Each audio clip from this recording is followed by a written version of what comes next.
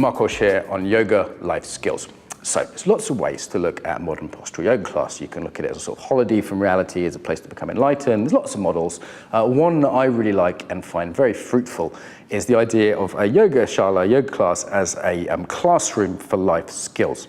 This is core to how I do yoga. This is core to this channel, I would say. There's other ways to get yoga off the mat, but one model is on the mat, we learn generalizable life skills to use out there in life. Now, I don't mean specific skills, like let's take, alternative nostril breathing or fire breath or something like that. That's useful to an extent. The problem is limited times in life you can start alternative nostril breathing because people look at you weird, yeah? And there's also, there's specific things for, specific postures, whatever. Look at the micro postures. That's another great way of getting yoga off the mat, the video on micro postures. But the one I really like as a model is that we're building general life skills. Let's look at a model. So Daniel Goleman came up with a model of emotional intelligence. I've transferred this to embodied intelligence. Emotional intelligence is effectively a subset of embodied intelligence, more or less. So you can pretty much, I've wholesale stolen this model. So thank you, Daniel, wherever you are. America, which way is America? That way, yeah. So thank you, Daniel. And we'll put that on the screen now.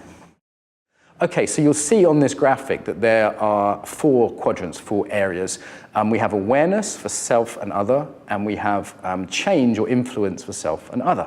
It's quite an elegant, simple model. So these are the 4 basic categories of skills I think we can be learning in yoga. There's a lot more, but this is a nice map of that. So the basic one, embodied awareness, yoga's often very good at this, and we could break that down into awareness of breath, of posture, of movement, of visualizations we're making, of language in our head. There's all sorts of awareness we can do, and areas of the body to be aware of, ways of moving, ways of breathing, etc. So that's our basic foundation. If you're not aware of yourself, you can't change yourself or anyone else. So, that's the place to start. And I think modern yoga is pretty good for that, for helping us tune into the body. And there's methods for that, just simply paying attention or noticing deviation from a posture, or, very strong technical guides that force us to pay attention, etc., etc. We also have self-regulation. This is one of the most important life skills, I would say, you can learn in yoga. If you're not a toddler, you can do this already, though we can be better at it. We can get better at regulating ourselves, managing our emotions. The other side being expressing your emotions, which I think yoga's less good at quite often. It doesn't have to be the case, though usually it's less good at that. But it's certainly pretty good at learning to, relax under pressure or be less grasping of those pleasurable postures that we like. Look up pleasure centering. Yeah, that's a really good skill we can learn. And what an important life skill, to be like, okay, I remember I was having a difficult conversation with a client about a week ago and they were upset with me about something. I just took a breath and continued the conversation. That really helped that relationship. It ended pretty well. Times when I forget to do that, it doesn't end well, yeah? So super useful for managing conflict, for leadership, a calm leader is a more effective leader. To be able to manage that fight, flight, freeze response in life is just so helpful, yeah. Then we have the social domain, and this is often missed in yoga if there isn't a relational practice like partner yoga or acro yoga. But if there is, we can look at other people being aware. And even in a class, you can go, how is the mood of the class right now? Yeah, like, how is the breathing in the class? There's one yoga teacher I like called Jim Tarrant in Brighton, and he's always tracking the breathing of the whole group. He's a really, really good teacher. And you can be aware of that as a student, like everyone's holding their breath now. Everyone's just breathed in or breathed out, yeah? You can be aware of the people around you. You don't have to be like looking at them, that's a bit weird.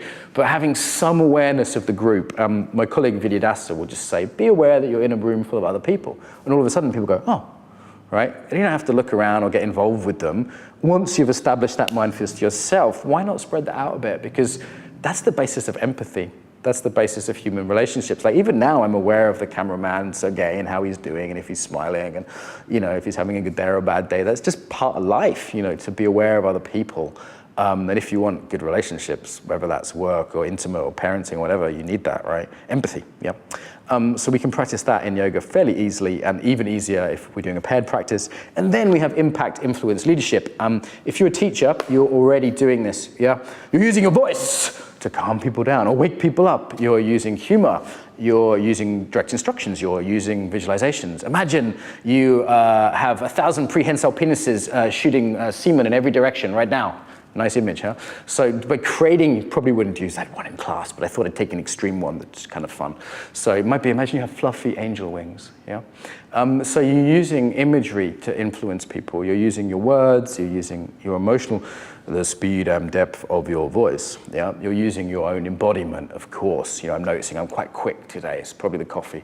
You know, you're noticing the stage, or maybe it's because I'm in Moscow. You're noticing, you're using the room and the space and the mat layout, and if the windows are open. So you're learning this skill of influencing other people, which I think is really, really important. Life skill, it doesn't have to be manipulative or nasty.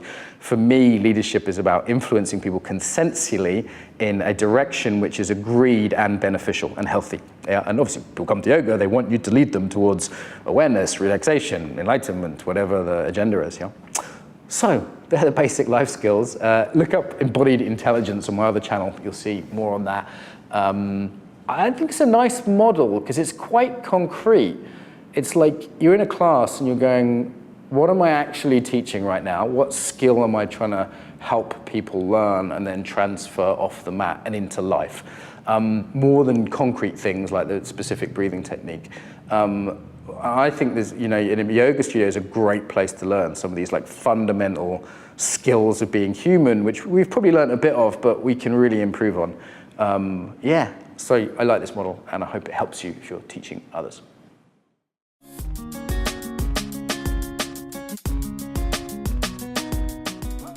So I hope you enjoyed that video. If you did, you can subscribe to the channel, hit the bell. More importantly, however, get the newsletter. So the newsletter you do, is that right? In the box here? Okay. So why you would want the newsletter, so you hear about the best videos, so you actually ask me questions, you can reply to the newsletter, I'll reply. You can hear about events, teacher trainings, other things that are happening and stay in touch more reliably. So newsletter there.